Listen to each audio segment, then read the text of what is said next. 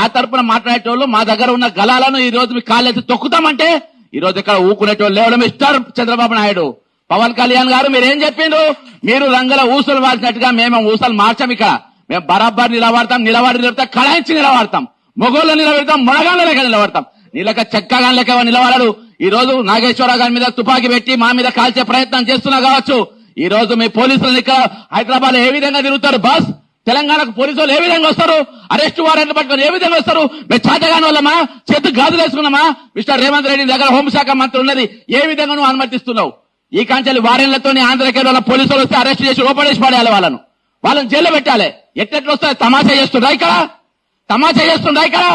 ఇదే ఆఖరి ఎఫ్ఐఆర్ కావాలి, ఇదే లాస్ట్ ఎఫ్ఐఆర్ కావాలి.